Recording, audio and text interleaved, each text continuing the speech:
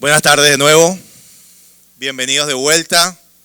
Ya vamos entrando en la recta final de nuestro evento. Esperemos que hayan disfrutado muy buen almuerzo porque bueno, lo que se viene está muy bueno también. Bueno, creo que no hace falta mayor presentación, pero para las personas que no conozcan un poco el profile de nuestro invitado, él es británico de nacimiento y criado en Atenas, es educador, autor y orador, de éxito aclamado por la crítica y uno de los expertos en blockchain abiertos y de Bitcoin más importantes del mundo. En el 2014 fue autor del novedoso libro Máster en Bitcoin, bestseller, y considerado como la mejor guía técnica jamás escrita sobre esta tecnología.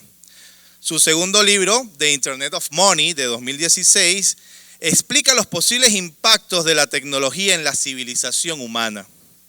El tan esperado segundo volumen de Internet of Money se lanzó a finales del 2017 y vendió miles de copias en el primer mes.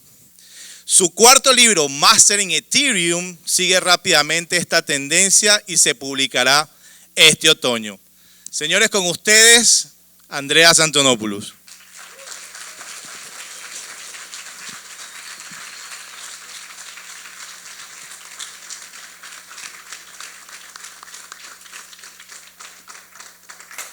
Wow. Good evening, everyone. Allow me to apologize in advance for not being able to deliver this presentation in Spanish. I speak 4 languages. Spanish is my least fluent, and I have learned almost all of my Spanish from a combination of Netflix and telenovelas. With no formal schooling, which does not equip me to speak about a complex technology like cryptocurrencies, unfortunately. So I have to do this in English. I hope you'll bear with me. And I apologize in advance to the translation staff because I may say some bad words and I may say some difficult words, and they've been doing a fantastic job so far.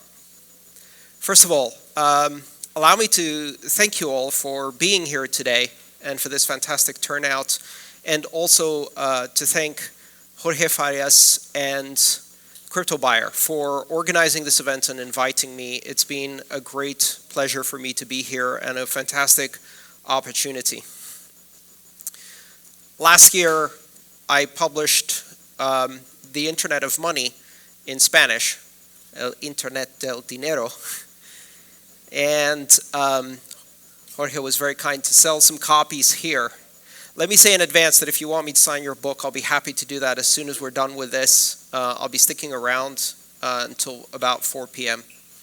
And I would like to meet and talk with as many of you as possible at that time. All right.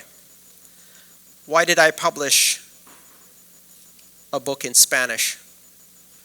The biggest focus for me for the past 2 years has been internationalizing this message. The unfortunate truth is that a lot of the information in the space, whether it's Bitcoin, cryptocurrencies, blockchains in general, is in English.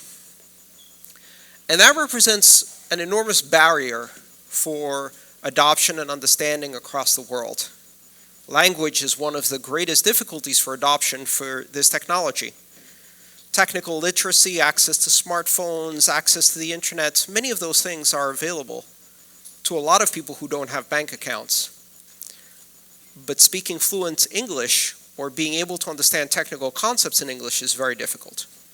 So for me, one of the most important things in my journey has been to try to make sure that as much as the content and work I do as possible is available in as many languages as possible. And I've had the great fortune of having many supporters who volunteer their time to translate my work into different languages. So the good news. Of the 300 or so videos I've done so far, about 75 of them, the largest number than any other language, have subtitles in Spanish. All thanks to the work of volunteers. All of my books are available in Spanish. And that's going to continue with my next book, which is Mastering Ethereum. And most importantly, these books are also available as open source content, which means that people can download this information in Spanish for free, share it, mash it up, use it to build courses, use it to build tutorials, use it to build workshops. Education is the #1 effort in our space today. In order for us to really see this as a technology that has within it the potential to bring freedom and opportunity and choice to billions of people around the world, in order to focus on the technology and not the price, the education and not the speculation, the investment in skills and not in assets, the use of this cryptocurrency technology as a way to earn your income, not buy the crypto. We have to make it accessible to as many people as possible, and that starts with language. Which is why I'm sorry I can't do this in Spanish. I would love to. But I'm trying to learn as fast as possible. Some of us in this space are far more skilled than others. I watch with great humility as Vitalik Buterin decides to learn Mandarin and in 18 months delivers a presentation in fluent Mandarin on Chinese TV. Well, not all of us can be Vitalik. I'm here today because I believe that Panama is one of the most important locations for the development of cryptocurrency throughout Central and South America. Both because of the multicultural and multinational element, because it is a geographic crossroads, but also because it is a country that has traditionally and historically been at the forefront of financial services. And it offers access to many people to financial services from all across the region who don't have access. South America is one of the places where Bitcoin and cryptocurrencies and blockchain technology is actually needed. You don't need it in Los Angeles. You don't need it in Chicago. You don't need it in New York. You can use your Visa card. Most people have a bank account. In fact, the people who don't have a bank account in the United States are mostly Spanish-speaking immigrants who don't have the documentation to have a bank account. They need it. And people in South America need cryptocurrencies because of the historical level of corruption, economic difficulty, and currency crises, which have happened again and again and again throughout the region. Which, of course, all of these things are the result of colonialism. Centuries of colonialism. And today, Western democracies, they're cool. They're liberal. Right? So they can't do colonialism the way they used to do it, at the end of a bayonet. Not for the most part. So colonialism now is more subtle. It's wrapped in a nice little package. We just call it competitive commerce, globalization, opening of borders. Globalization, as it is understood and practiced, is nothing more than good old-fashioned colonialism. Only now it's not delivered with force, it's delivered with financial embargoes, it's delivered with financial controls, it's delivered with coercion that implies that if you don't play along with the games, you get cut off from the US dollar, you get cut off from the SWIFT network, you get cut off from access to international banking, you get cut off from the IMF, you get cut off from access to international commerce. Globalization is not something you and I readily participate in. It is something that multinational companies and powerful countries can use to set themselves outside the law, to arbitrage jurisdictions, to shop around for the most convenient, corruptible, lowest taxation environment where they can deliver financial colonialism wrapped as globalization. Globalization has a negative connotation among most people because, to the average person, all it's delivered is lawless corporations, exploitation, and tariffs, ironically. What cryptocurrencies do is they change the nature of globalization from something that is inherently centralized and available only to the most powerful, the most disinterested and distanced corporations, to you directly as individuals. Not all of us. For the time being, just the few who are fortunate enough to have the education, the access, the capital to participate, but every day more and more people can use cryptocurrencies to achieve a decentralized form of globalization, one that allows individuals to shop around for jurisdictions, to arbitrage between currencies, to pick the law that serves their interests. And until now, the only way individuals could take advantage of globalization would be to physically move. And in order for someone to leave their country, to take their family across borders, to go to another country where they're not welcomed, where they're treated as second class, where they're discriminated against, the only reason someone would do that is desperation, survival. Globalization is refugees. But what if you could leave your currency system without leaving your country? What if you could become an international participant in commerce without leaving your country? What if you could become a multinational corporation of one person? I know that sounds ridiculous, but part of the reason why governments are opposed in many cases to cryptocurrencies is because of the power it gives to individuals to behave like multinational corporations. When governments say, but if everyone has access to cryptocurrencies, they won't pay taxes, you should ask, well, what about all of the multinationals that didn't pay taxes? You didn't seem to be that concerned about those until now. Now that everyone can do it, now it's a problem. But if individuals can move their money, they won't be subject to our controls. Rich people and multinational corporations can already do that. You weren't in the Panama Papers, but other people were. You may have noticed there weren't that many Americans in the Panama Papers. That's because the world's greatest tax haven is the United States.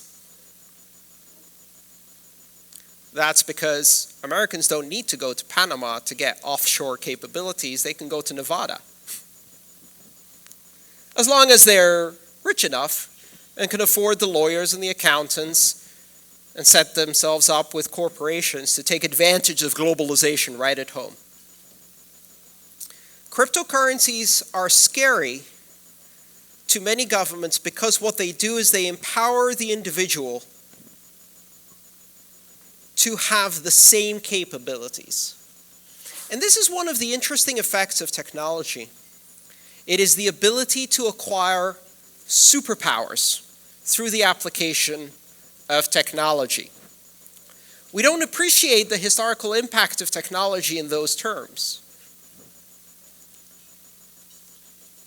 But as I'm speaking right now, a number of people in the audience are filming me with smartphones. The idea of an individual carrying a television studio with international broadcast capabilities in their pocket 50 years ago would be a superpower. You'd make a superhero movie around that capability. The idea to pull out a device and make a video call was Star Trek 50 years ago. And the ability of an individual to wire money across the globe in seconds and convert between currencies as if they're some kind of New York stockbroker from their village in Guatemala using a solar panel and a $20 Android phone. Make no mistake, that is a superpower. And the person in the village who has that superpower is a superhero. And they can fight for justice, just like Superman and Spider-Man, on behalf of the people around them.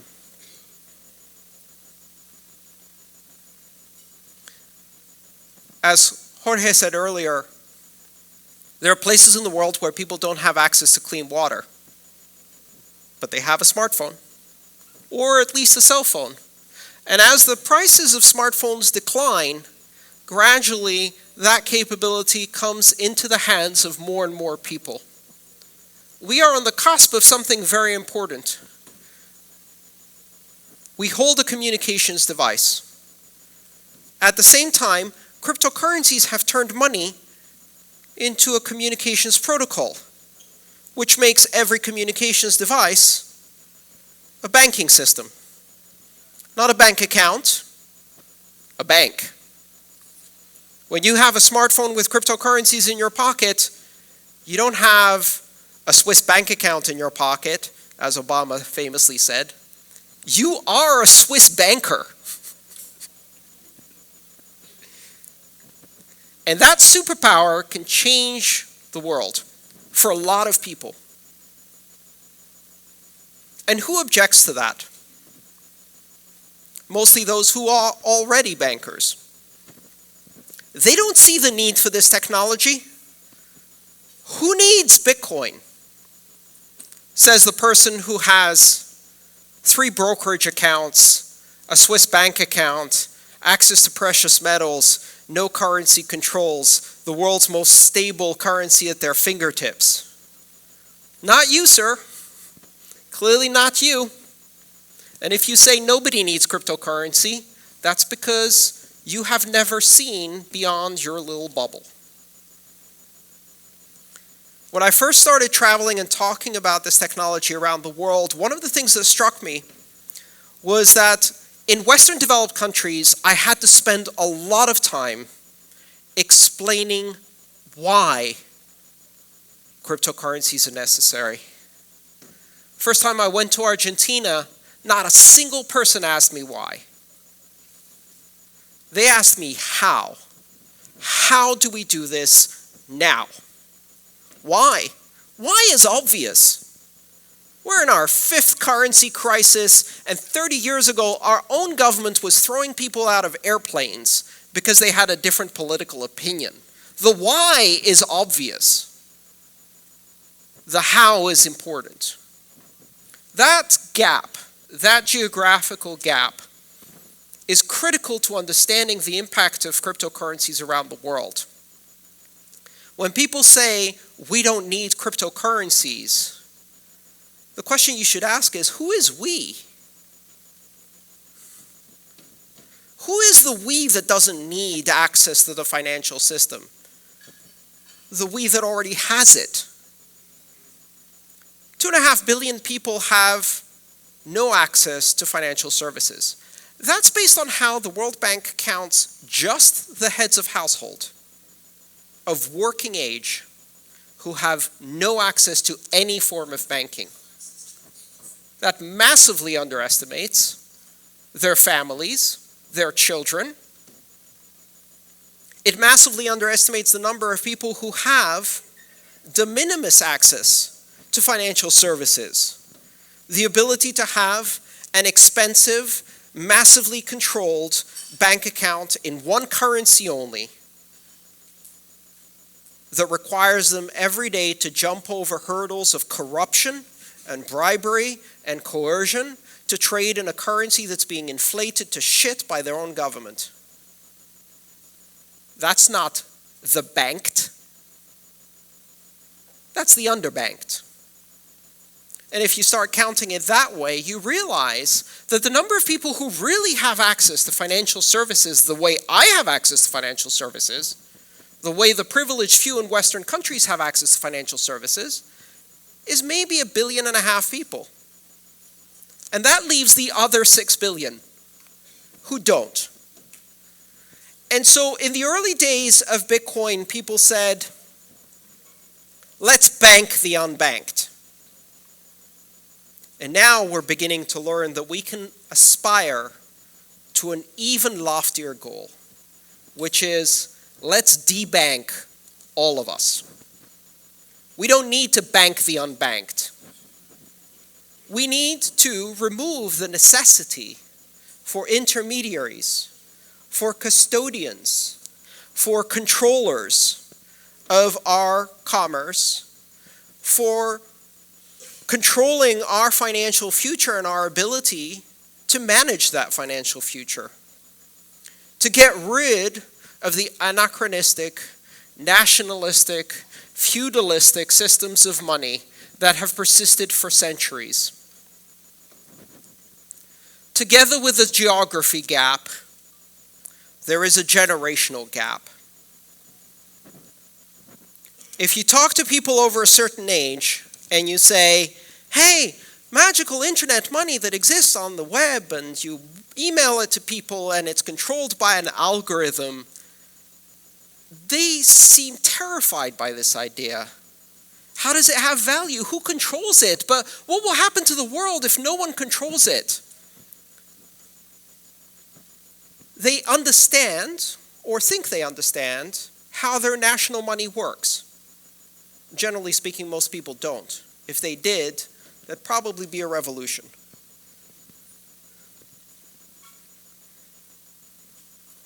For many people, this technology is too strange.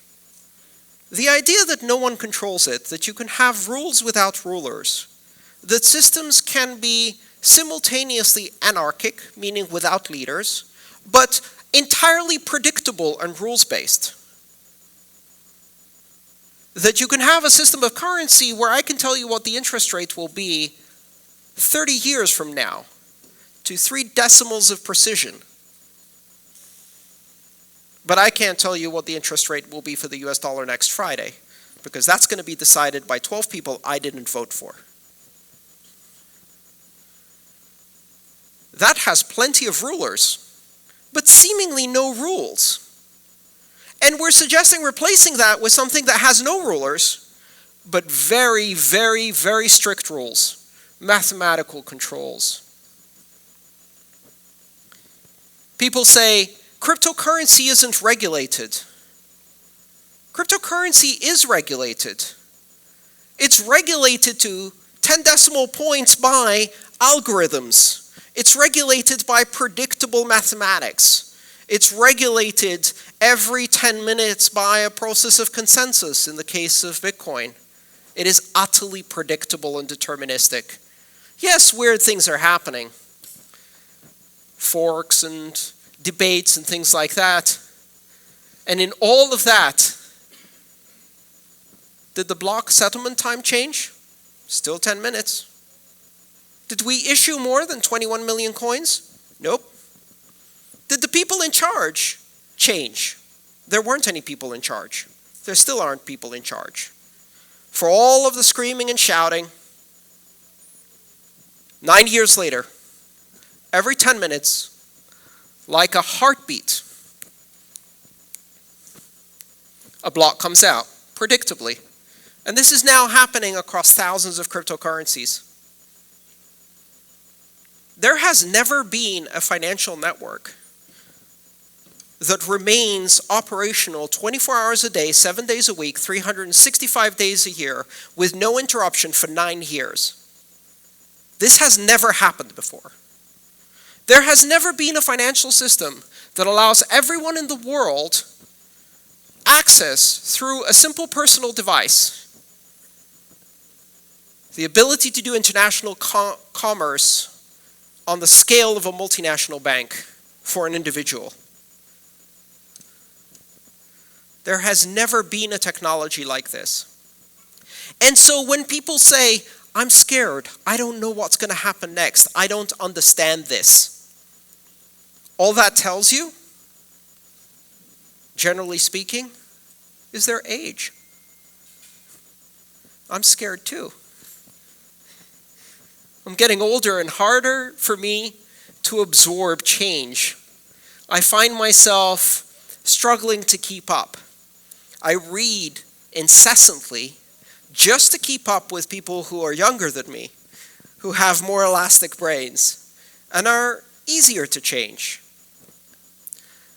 But the real gap, the real generational gap is this. Every child born today will never live in a world where cryptocurrencies didn't exist. Will never live in a world before the internet. Will never live in a world before Bitcoin.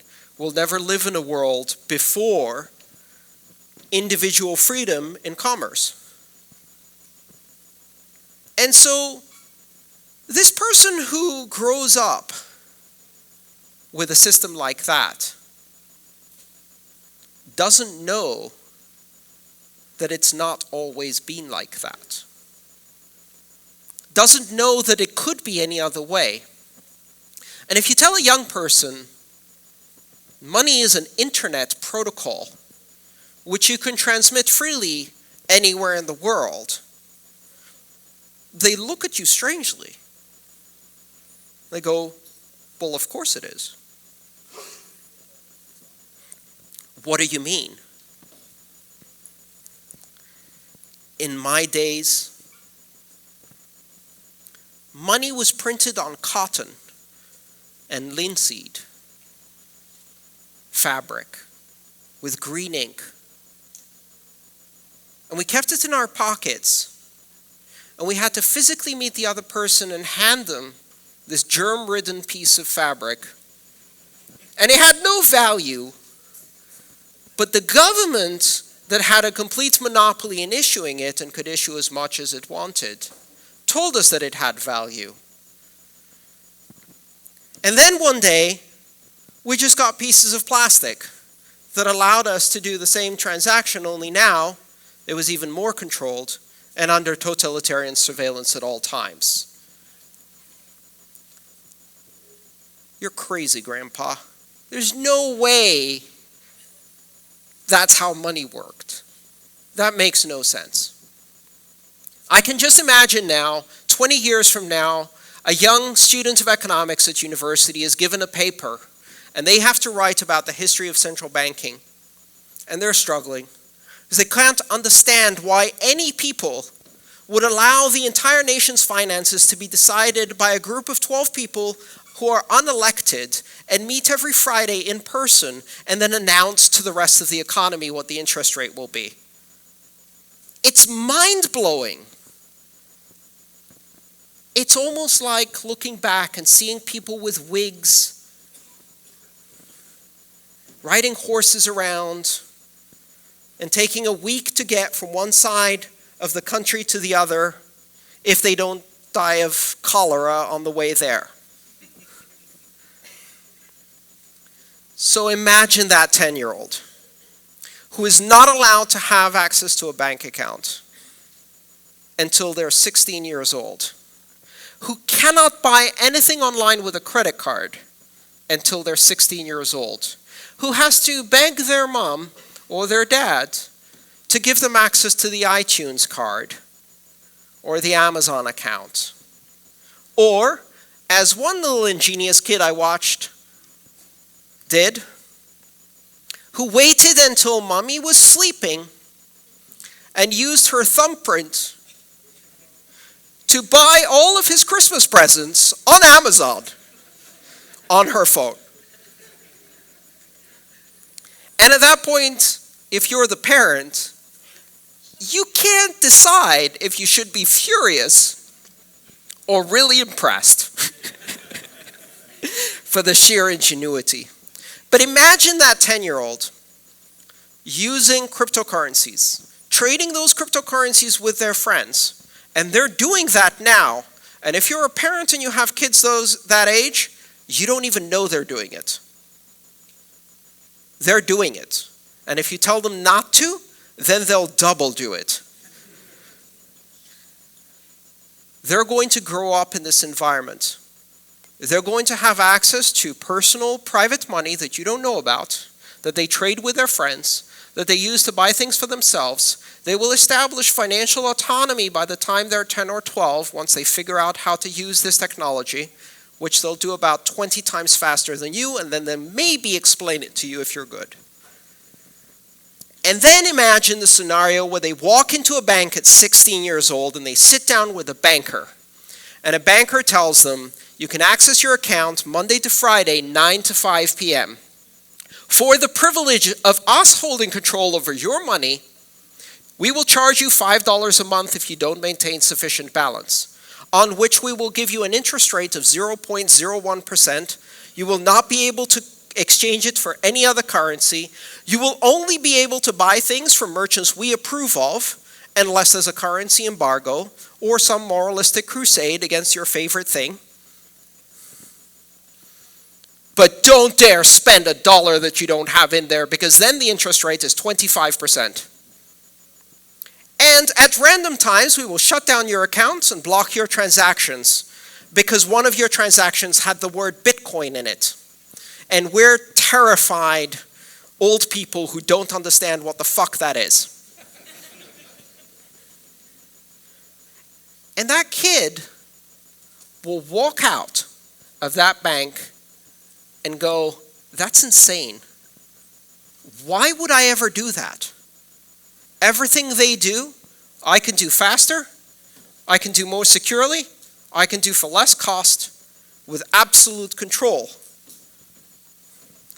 But that's not how it's going to play out. It's not going to happen that way. And the simple reason is that there won't be a bank for that kid to walk into. Because the fundamental function of storing your assets for you will not exist in a couple of decades. It cannot exist because it is unnecessary, because it is expensive. Most importantly, because it is oppressive to those who can have it, and it is denied from the vast majority of the people on this planet. And they will simply make the choice to do without. Will there be people who have bank accounts? Absolutely. Does anyone in this audience own a horse? Have you ever ridden a horse? Yeah, a couple of people. Fantastic. It's not your primary means of transportation. It's a hobby. Maybe. Maybe it is your primary means of transportation, but for most people it isn't, right? If daddy buys you a pony, you're a princess. 100 years ago, if daddy bought you a pony, you were supposed to ride that to the farm and work.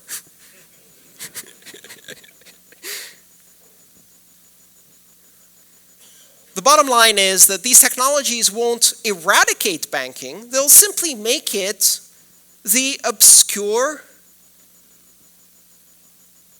weird hobby of a few curmudgeonly diehards who like to still do things the old way. Every now and then, I walk into a supermarket and I'm waiting patiently to do my shopping, and someone in the front of the line pulls out a checkbook. And 20 people in the line go, ugh. That person will never use a credit card. And neither will your children. Because it will be just as ridiculous as obsolete as taking a steam engine, riding a horse, driving your own car, using cash or a credit card, or more importantly, using a bank. the greatest illusion that humanity is under is the lack of change.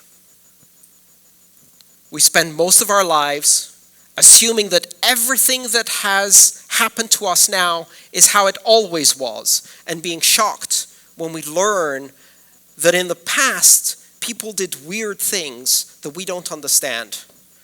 And that's the first half of our lives. If we're lucky to live long enough, then we go into the far more traumatic time when we try to desperately hold on to things not changing while the world around us goes insane.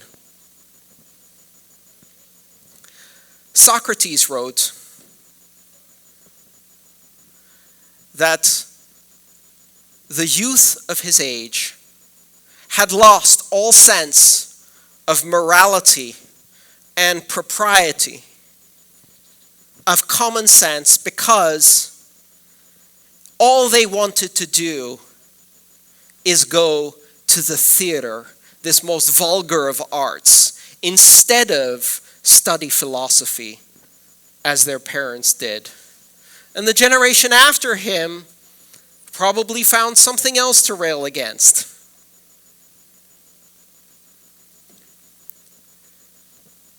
When I was young, certain movies were considered vulgar. Now, the cinema is an art form. Even television is becoming an obsolete art form. And the youth of our day are wasting their energy and common sense on video games and cryptocurrencies and other things we can't understand. The world just changed. It changed radically. And anybody who tells you that this thing can be stopped or delayed or banned doesn't understand human nature. When you have a technology that delivers so much power to individuals, there is nothing that can stop them from exercising that power. Satoshi Nakamoto is a modern-day Prometheus who stole fire from the gods and gave it to man. Unlike Prometheus, they were smart enough to disappear because the gods were really pissed off at Prometheus and they tied him to a rock and tortured him for eternity, which is pretty much what would have happened to Satoshi Nakamoto too. The smartest thing Satoshi did was disappear, and the second smartest thing was invent Bitcoin. And now that it's happened, we have this incredible power. This is a superpower. Make no mistake. Every individual that learns how to use this technology can become a superhero, a financial superhero for their entire community. And no matter how much the gods are pissed off, they can't take it back. Thank you.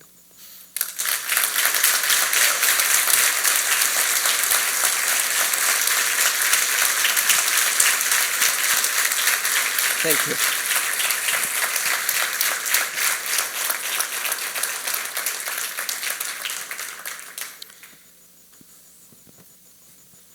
So we have a fairly loose schedule.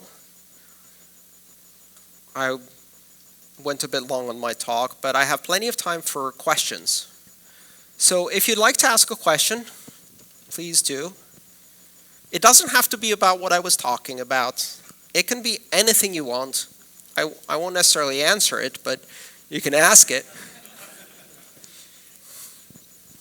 And if you want to ask it in Spanish, I am equipped with a translation device here.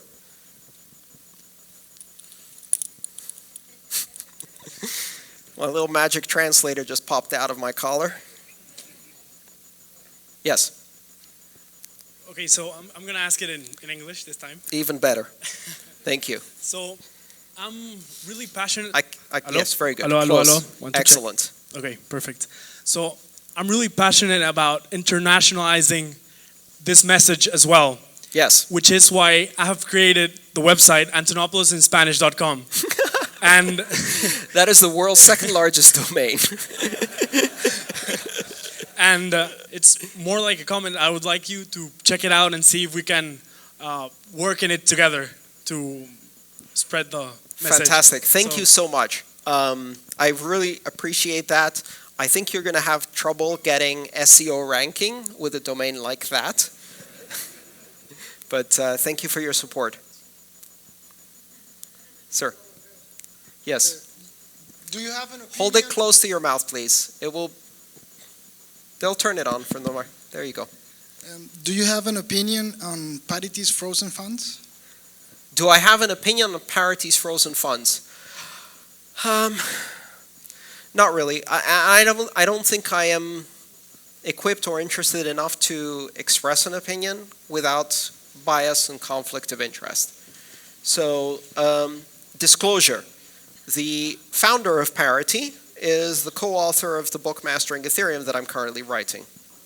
Also the inventor of the Solidity programming language, the concept of Web3, and all around genius guy, Gav Wood. But there is a perceived conflict there, so I can't comment. I think it's challenging, though. I don't think there are any good answers. There are only a couple of bad answers, very similar to what happened with the DAO, in that there were two bad choices, and it really is a matter of choosing between two bad choices, and doing nothing is a choice. But yeah, other than that, can't really comment. Hi, Andreas. Can you hear me? Yes. Well, thank you for being here. Closer to your mouth, please. Yes. Thank you. Okay. I've heard you previously mention the war on cash that took place in India as a small experiment of probably more things to come, and we'll probably see more of this happening in the future. Do you still stand by that statement? And if so, what kind of things can we expect, or what do you think will happen next as far as this war on cash? Yeah, thank you, Javier. Very good question. Some people see the world as proceeding to a choice between digital cash and analog cash, between digital money and analog money. That's not where we're going. Analog money is done. It's dead. It's still circulating, a bit like a zombie, but it's already dead. Now the only question is, of all of the possible digital monies that we might get, which one will we use? Or which ones will we use? Our future is now a choice between a digital money that is centrally managed, centrally controlled, under full totalitarian surveillance, not just by your country, but by every country that can either collaborate to apply surveillance or hack into the system to apply surveillance. And ultimately represents money that you do not own. And that power and control over commerce will corrupt even the most saintly of people. Power corrupts. Absolute power corrupts absolutely. Power over money is the most absolute power you can have over people. If people have power over money, you don't have freedom of expression. You don't have political autonomy. You don't have freedom of association, let alone any of the other freedoms you might think you have. So we are at a crossroads, and we have to make a very difficult choice. Either way, we're going to have digital money. The question is it going to be digital money that you own, you control, and you can use with freedom internationally as part of a global community? Or is it going to be digital money where one wrong word, one wrong protest, one wrong political statement, one corrupt government, one bad election, one economic crisis, and you disappear financially as a person, you are turned off. Your existence as a financial person is a bit. And one day, the value of that bit is true. And the next day, the value of that bit is false. and suddenly you can't buy food, that's where we're going. And the world's most totalitarian governments are already heading in that direction as fast as they can. And our governments will follow. They will sell you this as fighting against crime.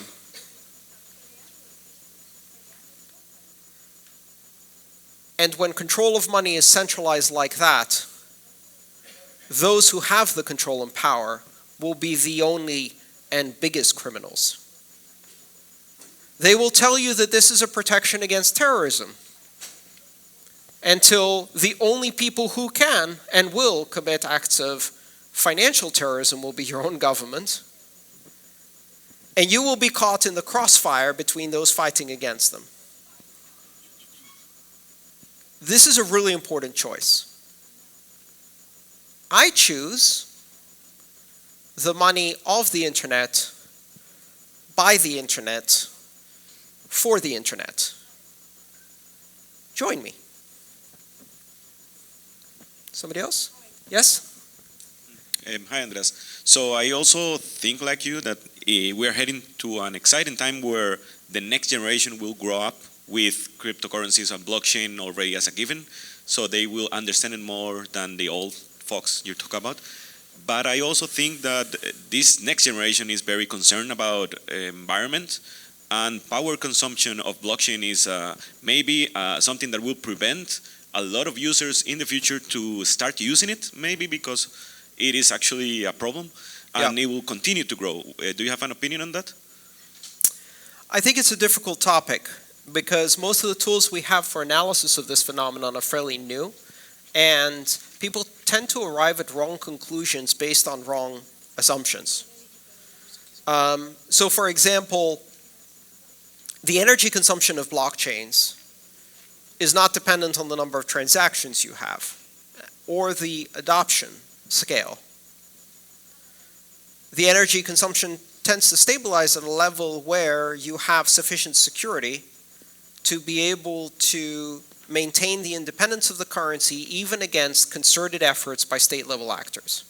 Arguably, some cryptocurrencies have already achieved a modicum of that. They've already achieved a level of security that can resist attempts to shut down, censor, and control by even concerted action by state-level actors, which means you don't need more security, and it may be priced out. The other thing is, you've got to realize that the energy consumption of cryptocurrencies is obvious. You can pull up a chart and you can see exactly how many joules of energy go into a proof-of-work algorithm like Bitcoin. We ignore the fact that the economic activity that occurs on blockchains for the time being is mostly replacing economic activity that occurred elsewhere. People are using this as a substitute for gold, as a substitute for cash, as a substitute for wire transfers. What is the cost of extracting gold? What is the cost of moving trucks full of cash? What is the cost of running data centers for fraud prevention for Visa? What is the cost of having 75,000 employees to run the paperwork of a surveillance-based credit card system? All of those costs are hidden. Arguably, the energy cost of cryptocurrencies is less than all of those costs on a per transaction basis. Just because you can't see it doesn't mean it's not there. Extracting gold from the ground is a horrifically environmental disastrous practice. Not only does it pollute water sources, it involves acids to separate ores, it involves denuding entire mountains to crush thousands of tons of rock to extract a single ounce of gold. It used to be that you could walk around California and you'd trip and look down, there was a nugget of gold like this. Now, you have to remove an entire mountaintop in South Africa to get a speck. Sounds like that consensus algorithm is having some difficulties. We don't know where cryptocurrency proof of work will go. And I'm not entirely sure that we can afford more than one proof of work algorithm-based cryptocurrency. But I'm fairly certain that we need one, because a lot of the benefit of proof of work can be externalized to other blockchains through a process of checkpointing, where if you have one immutable ledger which is underwritten by this energy investment, that provides a foundation of security where you can checkpoint data and know that it hasn't changed, which can then allow many of the other blockchains to move to less expensive forms. But you can't get the same level of immutability.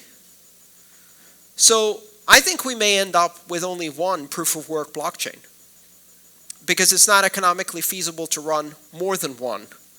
But I do think still, and we have yet to discover whether this is true, the economic value of a planetary scale monument of immutability that is thermodynamically protected from change is enormous.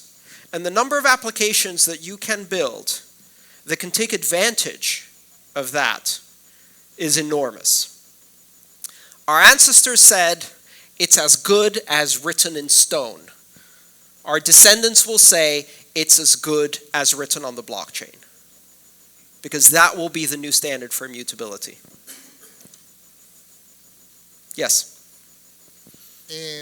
Well, I'm new, I'm a rookie in this blockchain and crypto money and things like that. But something that worries me before getting to the system is the fact that I understand that Bitcoin, for example, is both a security, used as security of the money exchange. But I'm afraid that something's going to happen like in 2008 with the cheap loans of the things where there was a bust and a world crisis followed afterwards, financial crisis followed. Could something like that happen if Bitcoin grows so much and continues to grow exponentially? Could a bust happen which creates a major crisis without destroying Bitcoin? I mean, arguably we've had 8 of those in the history of Bitcoin, at least. We've had eight major rapid increases followed by busts. Can you have the same type of financial crisis?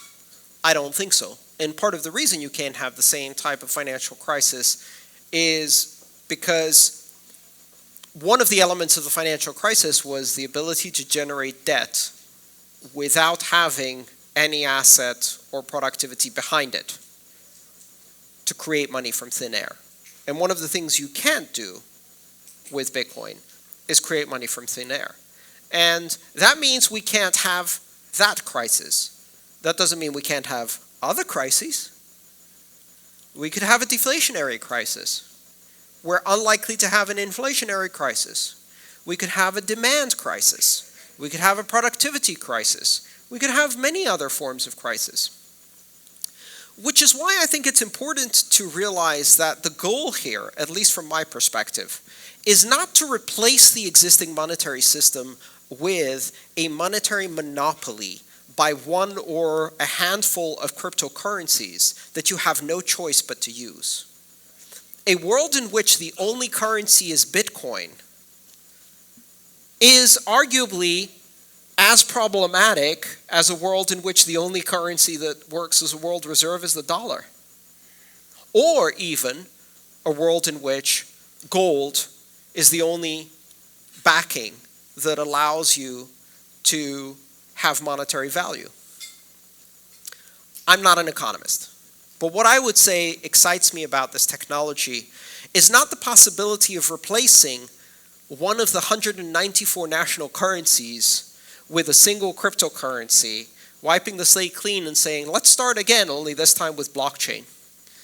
The thing that excites me is the possibility of going from a world where you have 194 currencies and you are born into one based on the flag of the nation in which you were born and have no option to exit, into a world where there are thousands of currencies, where you can enter and exit each one of them in milliseconds for the cost of millisatoshis, moving fractional amounts of money at the speed of light, where your commitment to a currency may last a few milliseconds.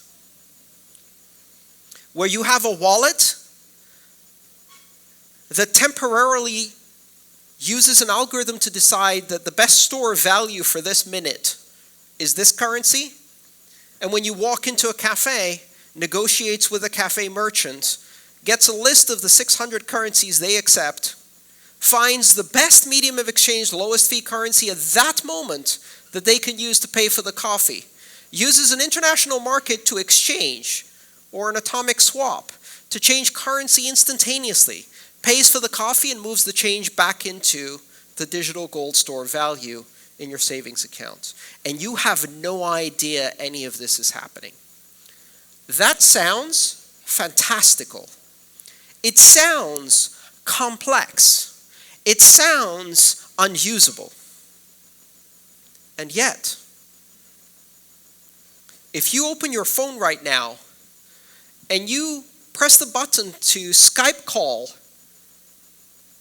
your child in another country, your phone and every computer in between is going to, in milliseconds, negotiate the best route across a packet switch network using a variety of telecommunication providers to create a unique channel of bidirectional high-capacity video just for you, just now, just for 1 minute, for free. And if you told someone that that would be possible in 1980, they would think you're crazy.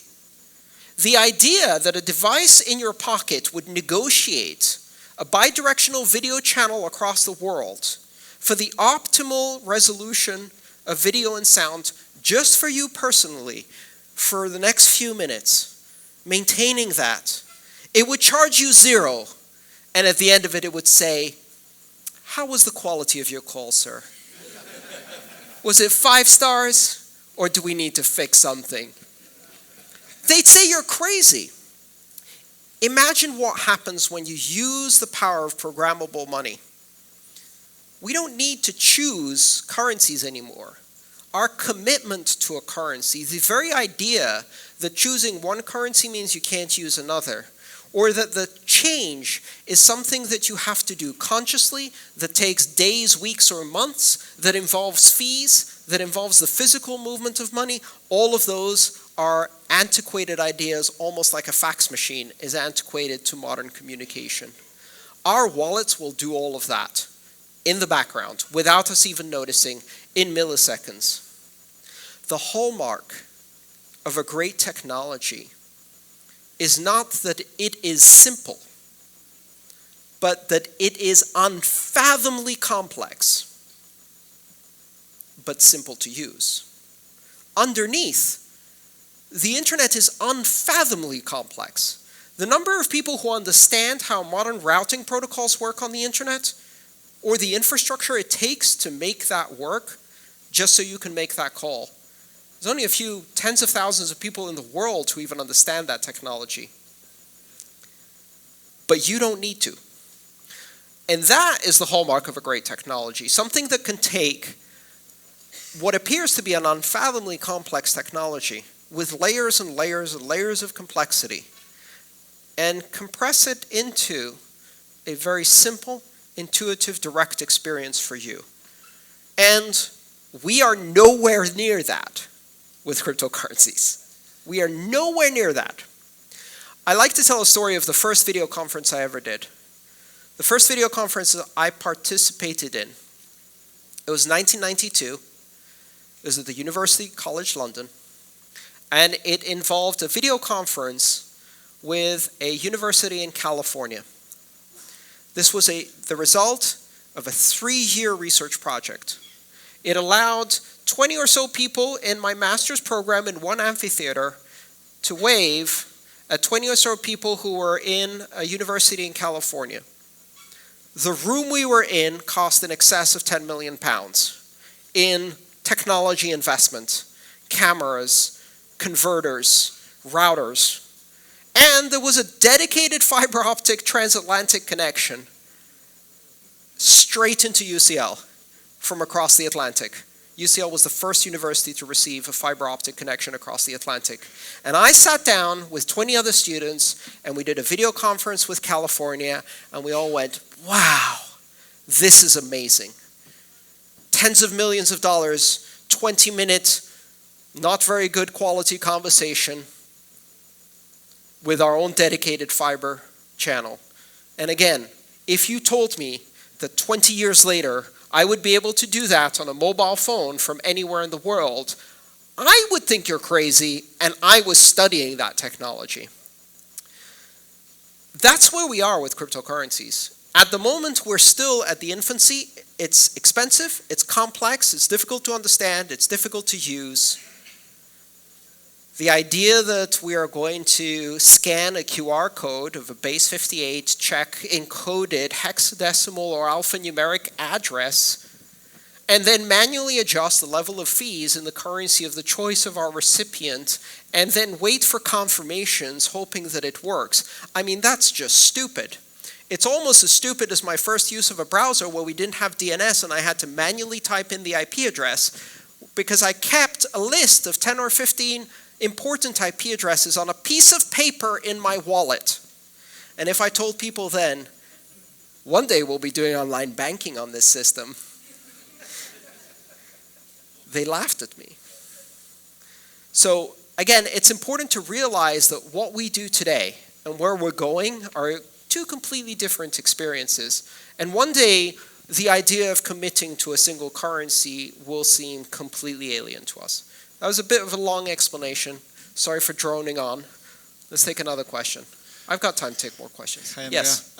So related to what you mentioned that we are in an infancy stage right now, which do you think are the main technologies that are being developed right now that we, as not so pro-consumer, should be watching at or expecting to be appears on the public instance in the next 1 to 5 years? When it comes to cryptocurrencies, I don't do in the next 1 to 5 years. I've learned to shorten my horizon to in the next 1 to 5 months if I want to be wildly speculative. And if I want to be safe, I'll say in the next 1 to 5 weeks. And I may yet be surprised even then. There is a gap between the technologies that are under development and really what's most interesting to the average user in cryptocurrencies. So right now, I'm excited about atomic multipath routing, lightning factories, cut-through funding transactions, atomic swaps, Schnorr multi-signatures, threshold signatures, scriptless scripts, and various technologies like that, which are completely irrelevant to 99% of people. There is a 3 to 5 year gap between the research that happens at an academic level and the papers that are being written now, and you seeing that as a button that you press in an application on your smartphone. We are currently using the technologies that were first envisioned in 2012 and 2013, literally, quite literally. Today, most of you are probably using a hierarchical deterministic wallet. You have no idea what a hierarchical deterministic wallet is. That's okay. That's a sign of maturity. The fact that you don't need to know about it. The fact that you don't know that your wallet is a BIP32, BIP39, BIP44 compliant hierarchical deterministic wallet with a mnemonic seed.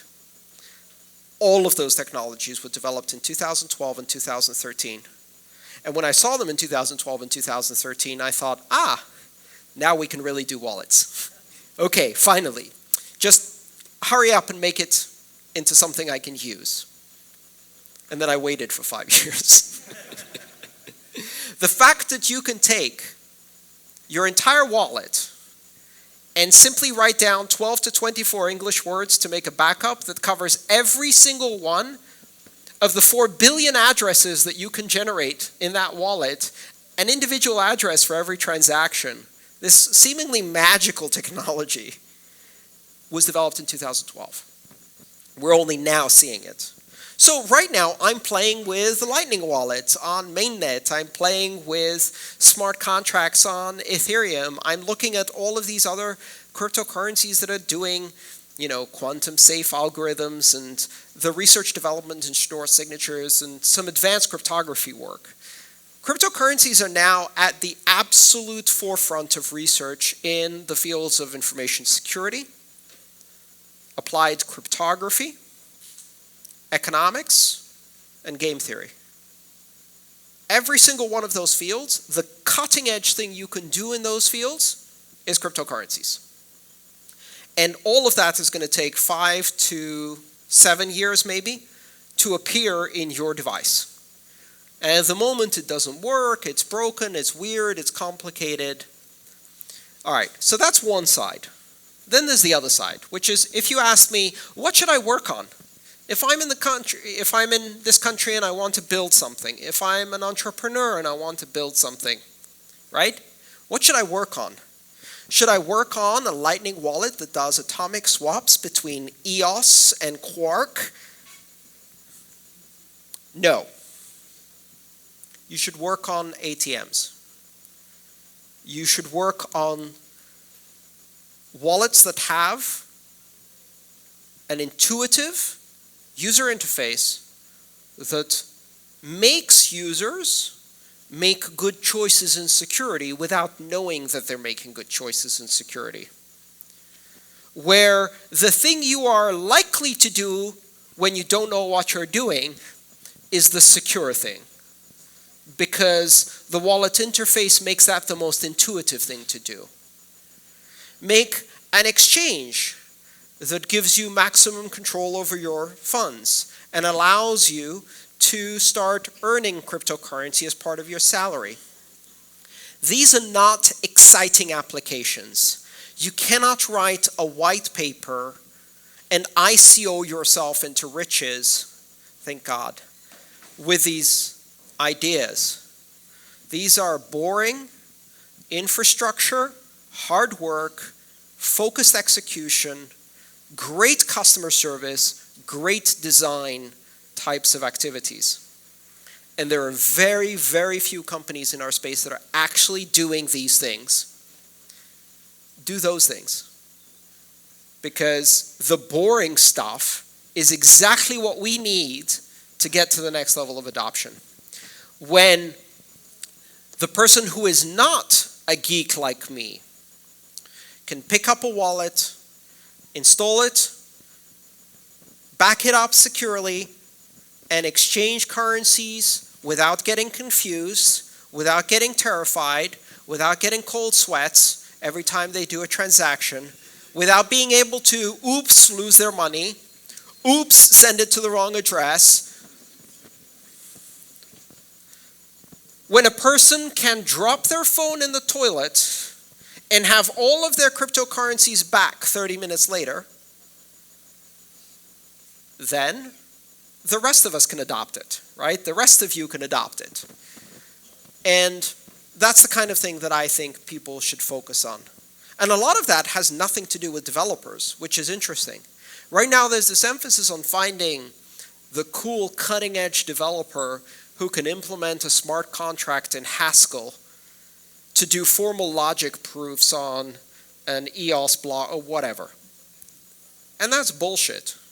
What you really need is someone with experience in the arts, humanities, anthropology, and behavioral psychology to design a bloody user interface that most normal people can use. Right? And the hardest thing about recruiting one of those people is that you're not even talking to them now, and if you do start talking to them, you sound like an alien who's speaking a foreign language, right? So that's the gap. I think our industry needs to become a lot more multidisciplinary and a lot more diverse. in terms of the people who participate. I get this question all the time. People come to me and say, I'm not a developer, how can I get involved? You know, and when the answer is, oh, thank God you're not a developer. We really need you because we've got the platform, but nobody can use it. Right? Nobody can explain it. Nobody can write the documentation. Nobody can market it. Nobody can do customer service and support for it. When those people are the people you're recruiting, that's when we have an industry that is mature.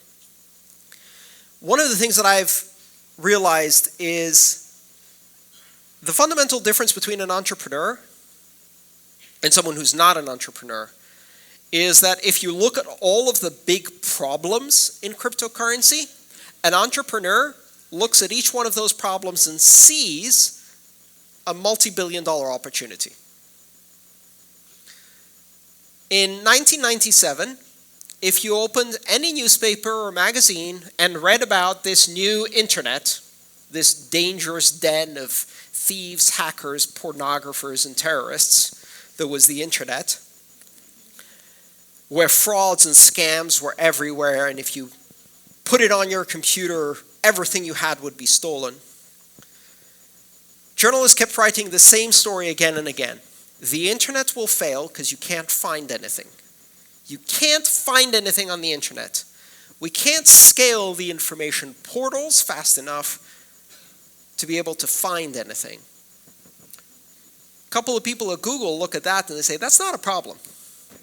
That's an industry. And if we solve that problem, we build an industry. So right now, think about what you read, all the bullshit you read about cryptocurrencies. And what they will tell you is that some of the greatest features are the problems. No one controls it. Feature, not bug. There's no one in charge. Yep. Feature, not bug. But it's difficult to reverse transactions. Feature, not bug. Right? And people can hack you and make you lose your money. Industry, not problem. Right? That's the way we should be approaching these things. Find the things that are the hardest problems in the space and find a human way to solve them. Not a technical way to solve them, a human way. And you might be building the very next industry in this space.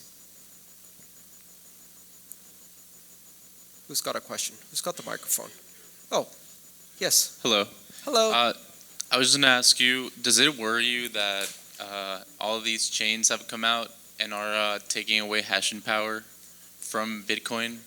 And and the second question, I guess, would be, where do you see all these privacy coins playing out in terms of taxation, stuff like that? So to the first question, pretty much any question which starts with, does it worry you that X? The answer is no. I used to be worried in the early days. The more time I spend studying this technology, the more I am amazed and surprised by the depth and resilience of this technology. And in the early days, I thought, this might work. Now I find it hard to imagine a way that this can be stopped. This being the technology as a whole. So all of these other coins taking hashing power from Bitcoin, we added more hashing power this week than the entire network had the entirety of 2013. Doesn't seem like a problem to me. Bitcoin has never been more robust. In fact, you could probably say that for every single one of the chains. They've never been stronger in terms of their security, in terms of their robustness, in terms of their ability to resist censorship. The entire space has never been more robust. Ironically, it's never been more decentralized. People are like, oh my God, mining's so centralized. Do you know when mining was centralized? when there was one miner, Satoshi. And then there were two. And then there were three. And now we don't know how many there are, but there's sure as hell more than two. So I'm not worried. In terms of all of the privacy coins, I think that is the inevitable progression of this space. Privacy is a human right, first and foremost, an inalienable human right, one that has not been granted to you by authority, but that you have purely due to your status as a sentient sovereign human. And I will take no argument as to whether privacy is something that I have to ask for. It's a human right. Seize it. Exercise it. Beyond that, it's also a feature. It's a desirable quality. It's a bigger feature and a bigger desirable quality in places where it is scarce. Like many other aspects of our life, things don't have intrinsic value. They have scarcity value. If you live in a society where you have privacy, it's worthless. If you live in a society where you have none, it's priceless.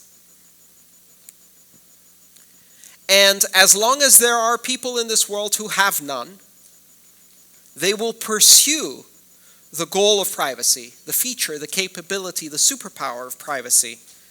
And systems that offer that will thrive. And I think that's a good thing.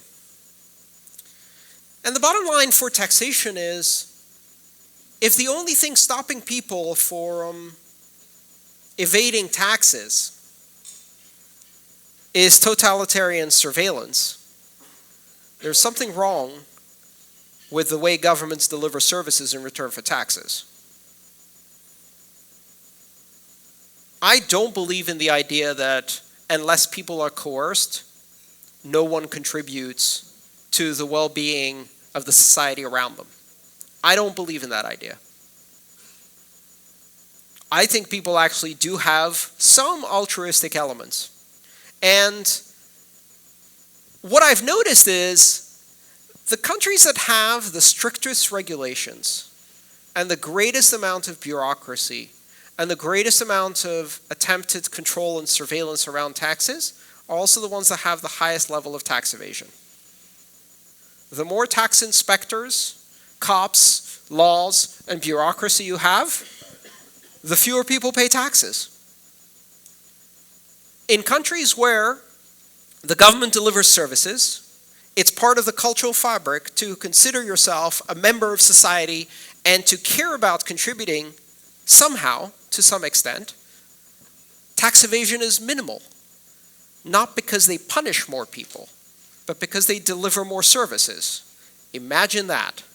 So if taxation is broken simply by the fact that we can have economic privacy, then taxation was broken already. The only difference is that now more people are empowered to reveal the true nature of the problem. Again, it's one of those ironic things that governments didn't seem to be that concerned when multinationals and rich people could hire enough accountants and lawyers to pay 3% tax, while the middle class was paying 30% tax in their salary. But if the middle class can do it, now we have a problem. The problem isn't the privacy. The problem isn't the economic freedom. The problem was, all along, a fundamental disconnect between people feeling they belong to a society that considers them as part of that society and want to contribute back to it. If you have that disconnect, there's no amount of laws, surveillance, or enforcement that's going to make people better citizens. That's not a popular opinion, by the way.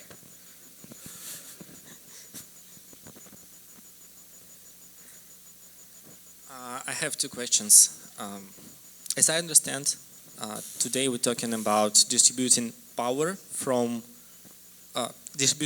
to algorithms instead of people, and people who currently have that power obviously don't like it, and they tell that they could use some part of this technology in their system, but they obviously will not use any DAO system, and they have power to make every DAO system illegal, to punish every company who works with DAO systems, and to punish every developer. And which I don't understand how we're gonna win this fight for distributed future against this huge government's monster machine. Very good. And the second question is when you're talking about spreading cryptocurrencies in third world countries that are full of corruption, full of robbers and murders, we should remember that in cryptocurrency we personally own our keys, and this makes us perfect victims for robbers. Mm-hmm.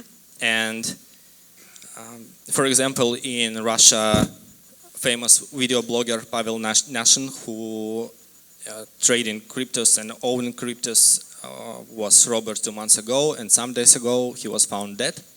Mm-hmm. Most of people I know who using crypto live very private, very non-public life because they're scary. Yeah. And how we could resolve this problem? Yeah, about using crypto and being safe. Very good.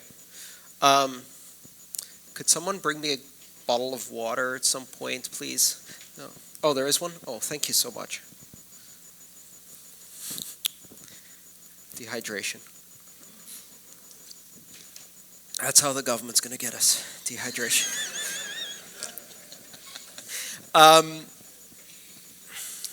So, to your first question, I think people tend to overestimate the ability of governments to control their populations when the control they're trying to apply is fundamentally unpopular, unfair, unjust, or more importantly, when it interferes with the fundamental ability of people to pursue financial freedom, security, education, healthcare, sanitation for their families.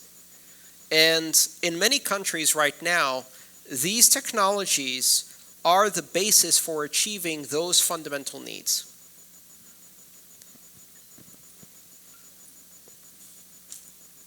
Governments are most effective at messing around with the top of the Maslow pyramid. They can certainly disrupt your entertainment, your self-actualization, your intellectual development. But God help them if they try to disrupt your your physical security, your shelter, your nutrition. Because at that point, they become the enemy, right? They lose the consent of the governed. They lose the rule of law.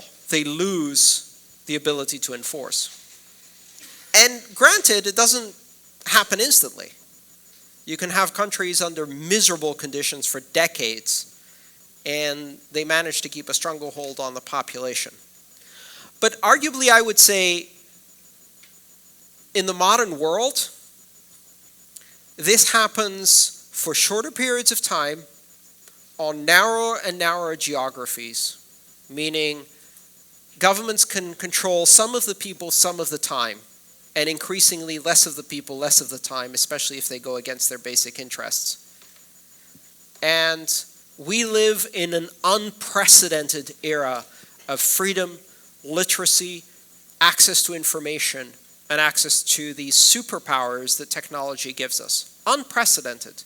It's depressing to watch the news because our brain can't understand that tragic things that happen 3,000 miles away to one person, right, pale in comparison to what was happening every day just 100 years ago to everyone around you. And what's changed is not that worse things are happening, is that we can watch them in 4K HD live, beamed from across the planet. And that can make you feel depressed.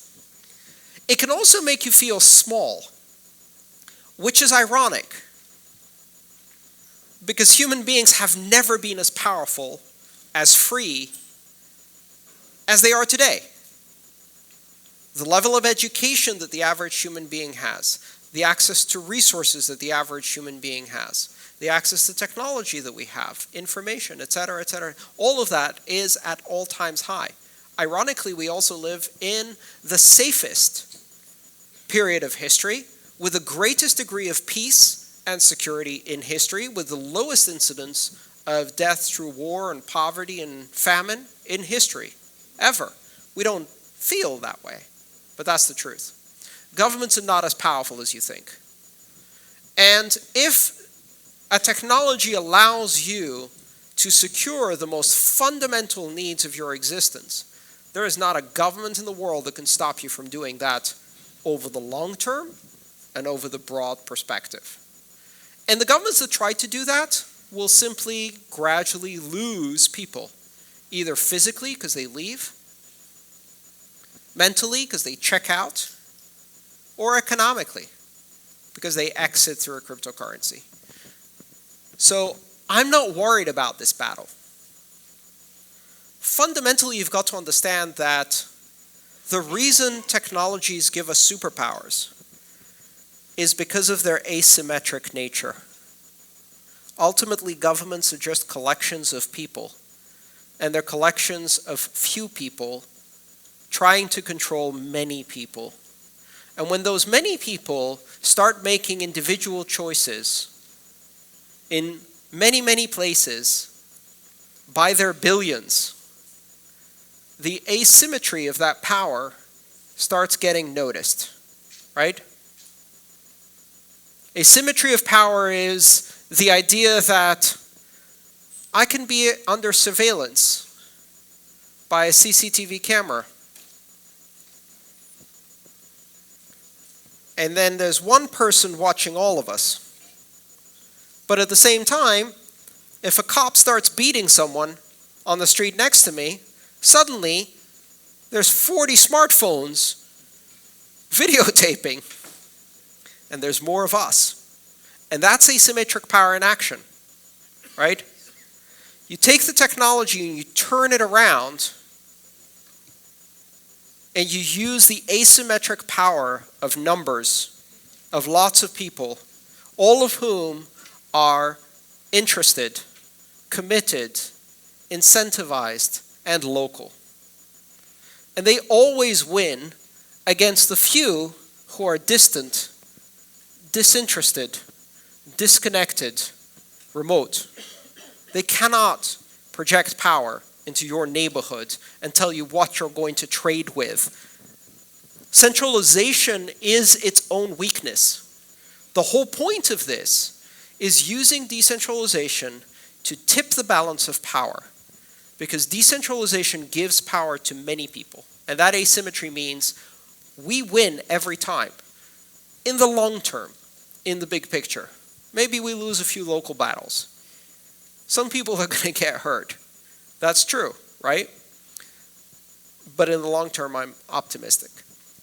When it comes to security, again, I would just emphasize, right now, physically securing cryptocurrencies is difficult, and programmatically securing cryptocurrencies is immature. And if you see that and you see a problem, someone else sees an industry. Someone else is out there, several companies are out there thinking, how do we solve that? How to make it safer for you to hold cryptocurrency and not be the target or victim of robbery? And at a very basic level, you can do physical security on an equivalent basis as you can with other assets. Meaning, I can take a seed, a mnemonic phrase, I can put it in a bank vault, right? So now I have at least as much security as if I had a bar of gold in that bank vault. Although my bar of gold couldn't have a second factor, whereas my mnemonic seed could have an additional passphrase that's not in the bank vault. So arguably slightly better physical security.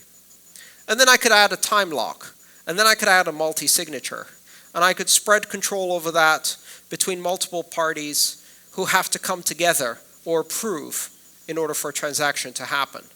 And all of these things are basically programmable qualities of money that allow us to take the base physical asset and add security to it in very unique and novel ways that you can't even have equivalent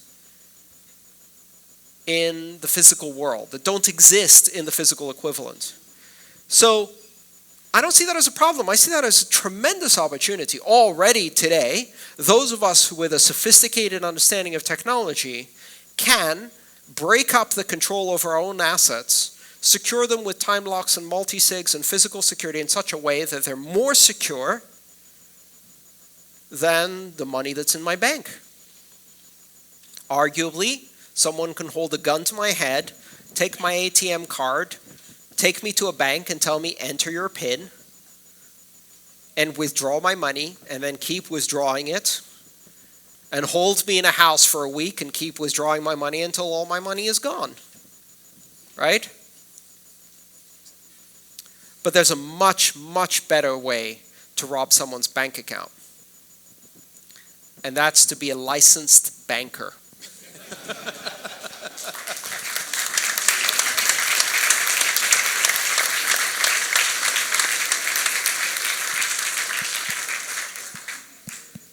And they don't go to jail, even when they're caught. So I'll take my cryptocurrency every time over that level of security. All right, let's do one more question, and then we'll stop, and if anybody wants to do a book signing or something like that, I'd be happy to hang out. One more question? Hello, Andreas. Where is the microphone? Oh, there you are. Yes. Today in Panama, Daniel? what's that? Daniel? Yes. Ah, there you are. Yes. Thank you, sir. So today in Panama and Costa Rica, we are not yet to the point where Argentina is with 40% inflation. And what I've been seeing is that in my efforts to boost cryptocurrency adoption, at least in Costa Rica, we still are stuck, or still the why use cryptocurrency is still a valid question. Yep.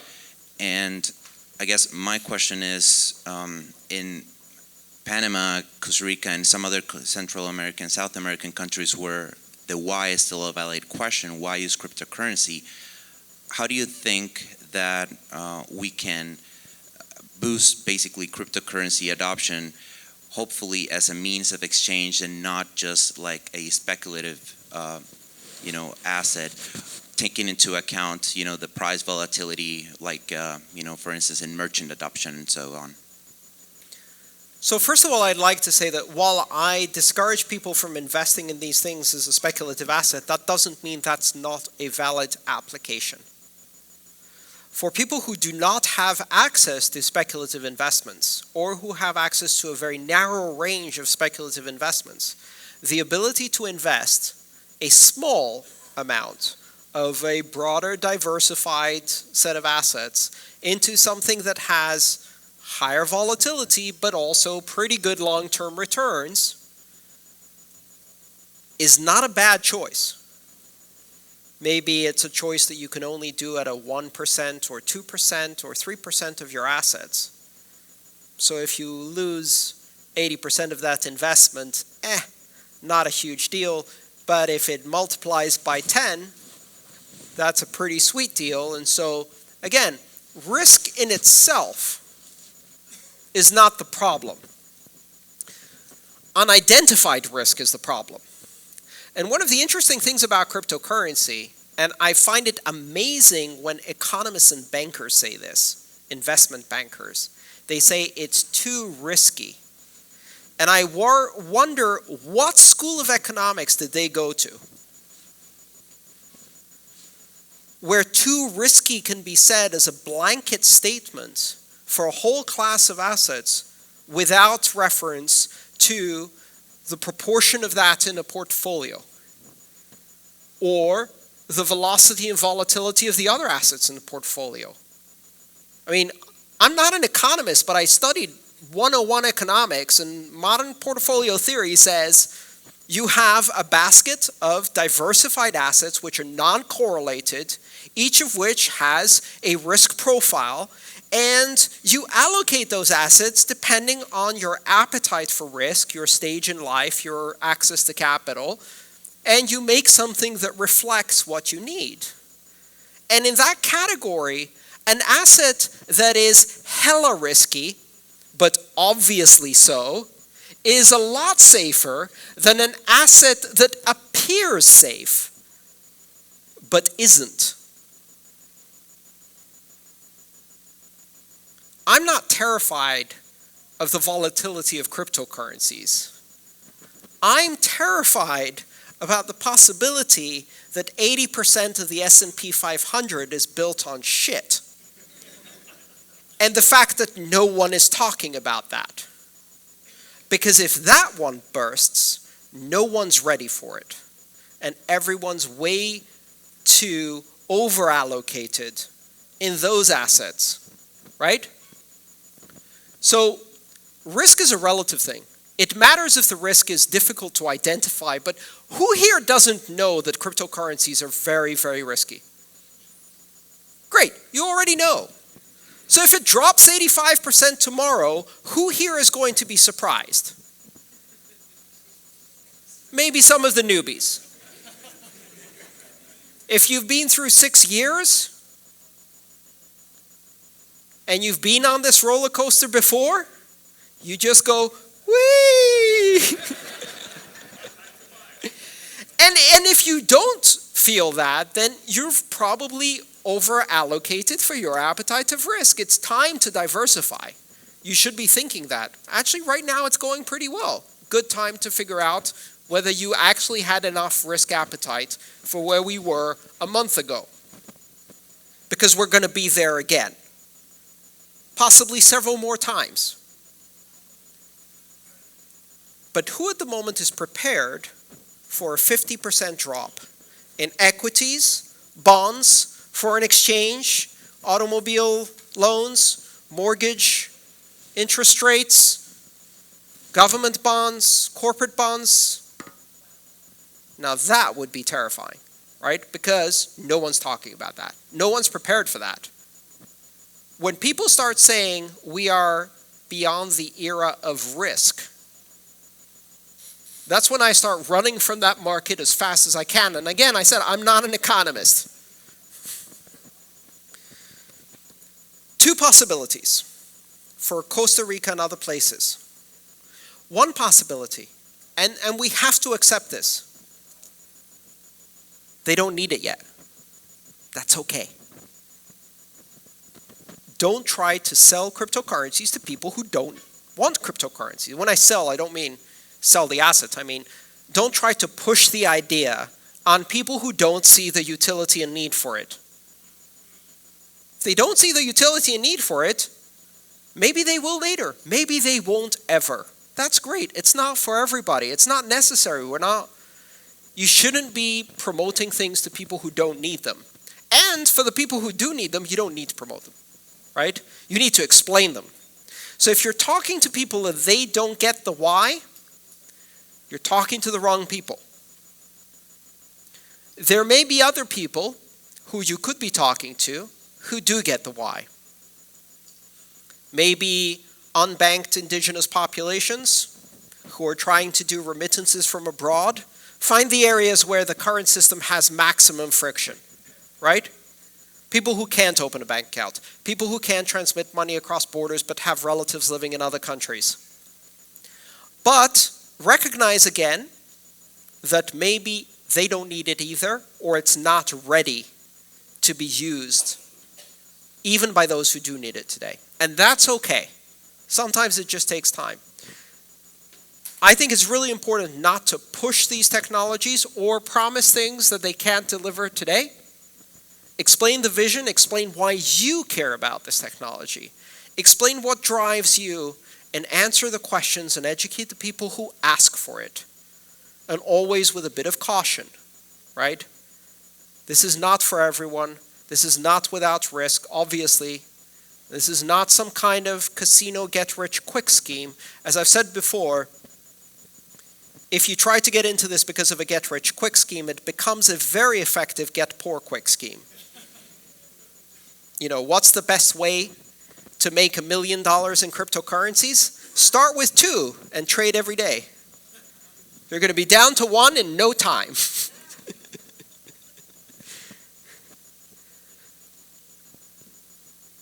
Invest in skills. The one wonderful thing about looking at this as a technology in a field of education is that skills do not drop in value precipitously. Skills cannot be taken away from someone. And they're the ultimate empowering and transferable asset. The person you teach becomes a teacher, and they will teach others. And even if they don't end up needing or using it, they've learned something that might be useful in another context. And you will never be accused of teaching too many people. So thank you so much. I really appreciate your attention. We've been going on for a very long time. I'll be hanging out outside by one of the tables. If you want to come say hello, or if you have a book to sign, I'd be delighted to do that.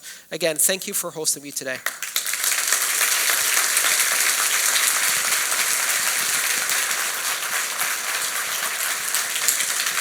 Thank you.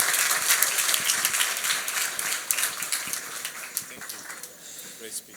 Oh, thank you so much. I'm going to ask you to go upstairs again, 1 minute only.